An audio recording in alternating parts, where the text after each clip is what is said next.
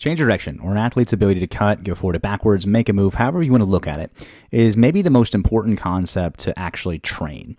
That is because not only is it important from a performance standpoint, but when changing direction, it's also the highest probable time in which an athlete will get injured.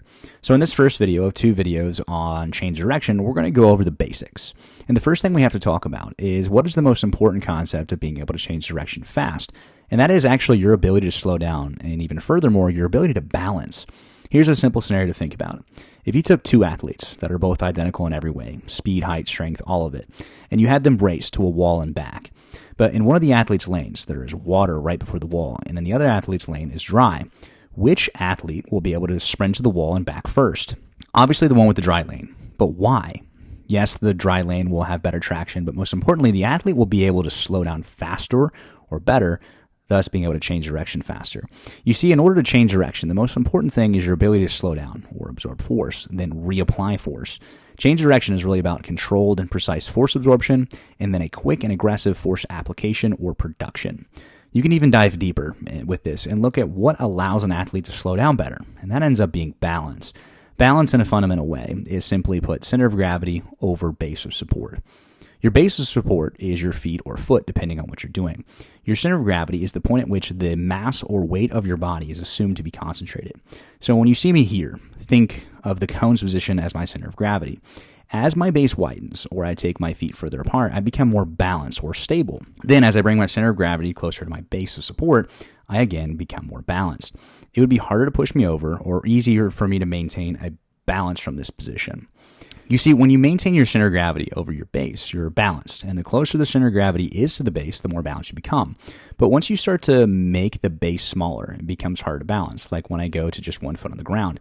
This will also raise my center of gravity up a bit, especially as I raise the other foot or leg higher and higher. A smaller base and a higher center of gravity makes it harder to balance because your center of gravity is further away from your base. If your center of gravity gets pushed too far away from the base of support without the base moving, this is where balance is lost. So balance, again, is center of gravity maintained over base of support. How does this completely relate to change direction? You'll see me here in several scenarios of changing direction, forward to backwards, cutting through cones and shuffling through cones, or cutting through poles. In slow motion, it's easy to see as I go to change direction, I have to initially slow down. In order to slow down, I have to maintain my balance by keeping my center of gravity over my base of support. This is typically done in several ways. The first one you see me here doing is by using breakdown steps and lowering the hips. Then as I go to re-accelerate, changing my posture to drive out. Another way is by shifting my feet underneath my hips and or shoulders to maintain control or balance. Either way you break it down, no matter which way an athlete goes to change direction, the key is to be able to slow down and balance. Then to take this concept in further, a truly fast athlete needs to not only be able to slow down in several scenarios, but they need to be able to slow down fast, which means they need to be able to absorb as much force as possible in the shortest time possible, then take that elastic energy that's been generated in order to explode out. This is where the common saying of change direction, change speed comes in. You can't slow down slow and expect to beat another player. As ridiculous or counterintuitive as it sounds, in order to change direction fast, you have to be able to slow down fast. The more speed you can carry into a cut or change of direction, the more force that can be absorbed. This raises the potential threshold of how much speed can be produced when accelerating out. Your muscles are very much like rubber bands. When you go to slow down, they stretch. And in that stretch shortening cycle, the more precise an athlete's timing is and the more force that can be absorbed will determine how fast they can change direction. This is where, over at the gym, we work on all these concepts through not only drills like hurdles or change direction patterns or different change direction patterns, but through strength training.